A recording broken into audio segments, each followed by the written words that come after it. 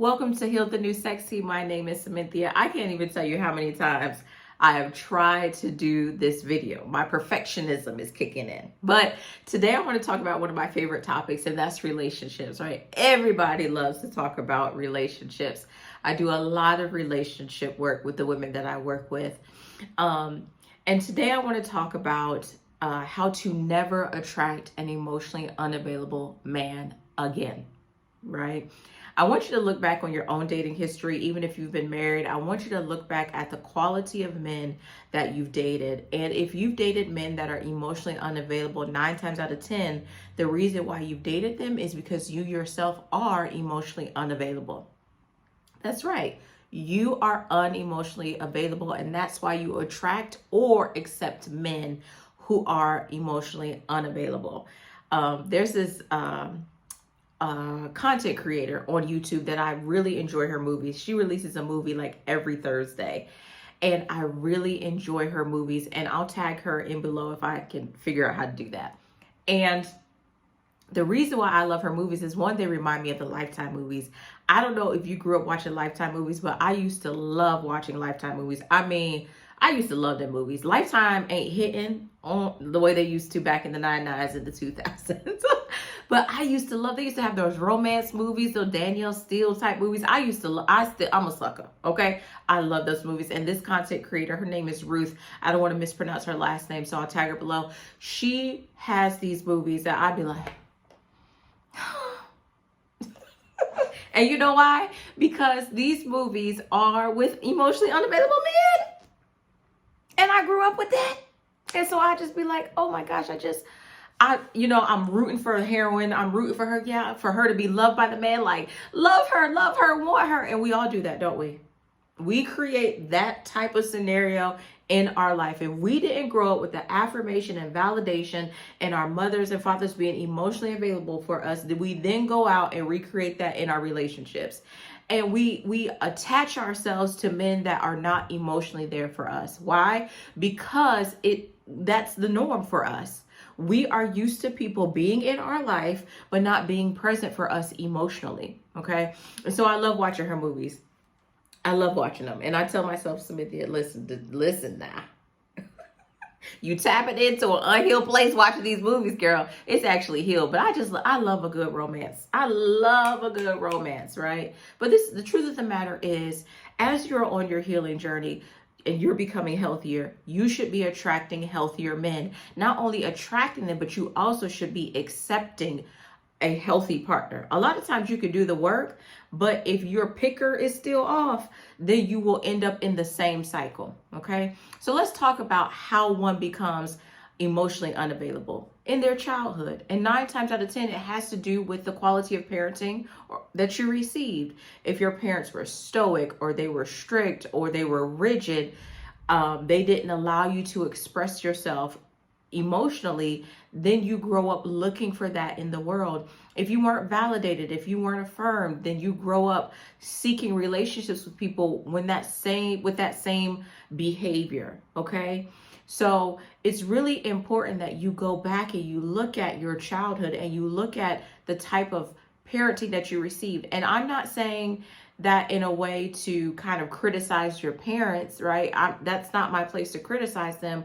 But sometimes we have to be honest with the quality of parenting that we received and how our childhood is the foundation to the other relationships that we build later in life. Whether that's your work relationships, your friendships, and also your romantic partnership, your marriage.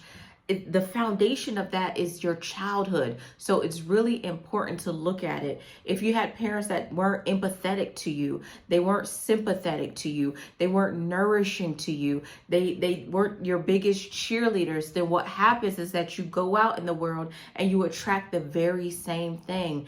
It's hard to attract something new and different because you're not comfortable with that. We are creatures of habit and creatures of comfort, and we will look for the very thing that we grew up with. Okay.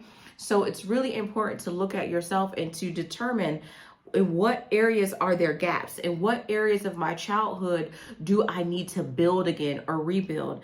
I've never purchased a house, but I used to have to watch HGTV because my mama loves some HGTV. I can't TV. But There were some houses that didn't have a really good foundation. And so they would have to go in and rebuild the foundation because they were in love with the house.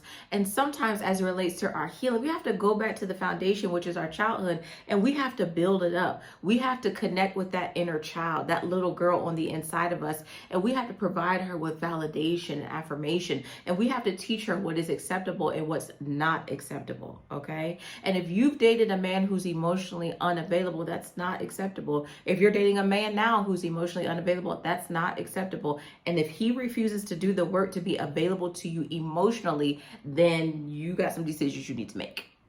Unless you want to be working with me. Okay, I'm just saying. Unless you want to be doing therapy with me or coaching with me, you gotta pick the pain. The pain of staying in a relationship with a man that's emotionally unavailable, or the pain of dropping that joker. But that's your business. Like Tabitha Brown says, that's your business. That's your business. Okay.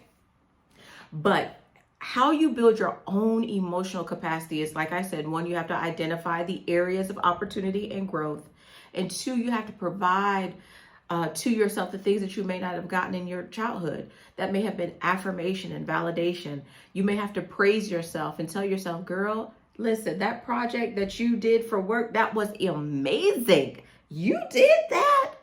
Sometimes I praise myself as it relates to my cooking or how I look in the mirror when I walk by. Okay, fearfully and wonderfully made, body on tape, right? Sometimes I praise myself as it relates to parenting and being emotionally available for my son. You know, when he comes and he tells about his day or he's talking about Legos. Listen, I don't want to talk about no Legos. I'm tired of them Legos. Okay, side note, I'm tired. But Legos, you want to write me a check? Write me a check. Want to send me some Legos? Please do. Okay, because I'm tired of buying Legos too. But I praise myself for when I'm able to be present. Being emotionally available means being present. So you have to practice that, being present with yourself, your needs, your wants, your desires, how you feel, and also for others. Being emotionally available also means telling the truth about how you feel, okay? Because if you're a black woman, y'all be lying. Let me tell you how y'all lie. I don't want to put my hand on that. But let me tell you how you lie. When somebody asks you how you doing, what you say? Oh, girl, I'm good. You're lying.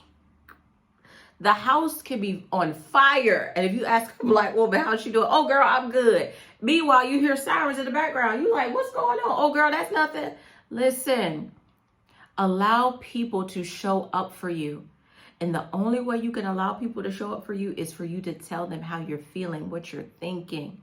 Sometimes we can isolate, and we isolate because we were taught that our emotions were important.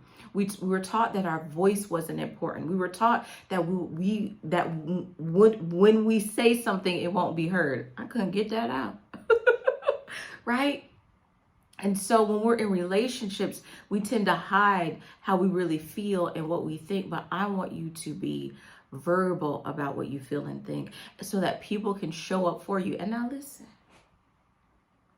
if them people don't be showing up for you the way you need them to show up for you, then you got another decision to make. Okay? We're building healthy relationships here. Healthy relationship with ourselves, others, and our romantic partner.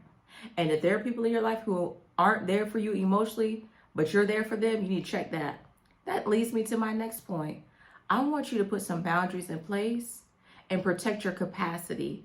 If you are giving to everyone else and they aren't giving to you, that's a sign that there's issues as it relates to esteem, self-esteem, and also somewhere in your childhood you were taught to show up for others and no one was to show up for you. That also impacts your emotional availability. So then you're in romantic relationships and you're really showing up for your partner and they don't show up for you. And then that makes you feel abandoned and neglected. Okay. So we're going to challenge that today. And hopefully this helps you to never, ever, ever, ever, ever, ever attract an emotionally unavailable man. I hope you enjoyed this video. If you did, would you be so kind as to like it for me and also share it? Again, my name is Cynthia and this is Heal the New Sexy. I see you next week. Bye-bye.